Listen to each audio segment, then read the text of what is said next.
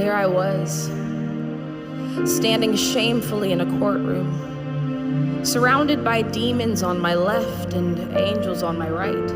Satan as the persecutor, holding millions of records about my life, and God sitting on a throne with a mighty gavel in his hand. I had no lawyer.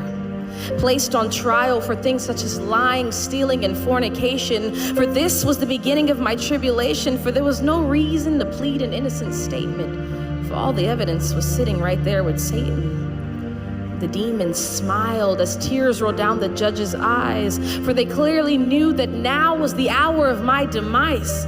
But wait. In came a light shining so bright that the demons smiling suddenly jumped with fright. And the man that walked in that night was none other than Jesus Christ.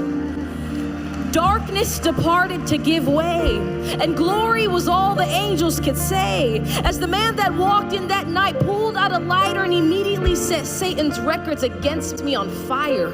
He took the sentence file and erased my name, looked at me in the eyes and said, "Daughter, I'll take the blame."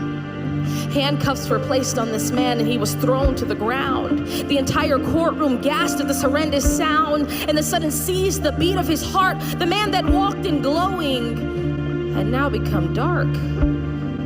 I did this to him. My lying, my stealing, my cheating, and he took the pain and spent 3 days in the hell that I was to go to for eternity. I left the courtroom that day, and there was nothing I could say. I was found innocent, for Christ handled the debt that I was to pay. This type of love is more than you could give to a girlfriend, boyfriend, husband, wife. This man died for me. I owe him my life.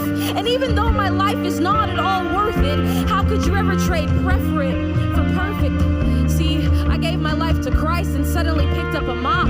The lying, cursing, cheating, all that had to stop, because my life had been bought. And it'd be a shame to sit there and do nothing but let it rot. I'm not perfect, and the will to sin hasn't completely diminished from my life. But I believe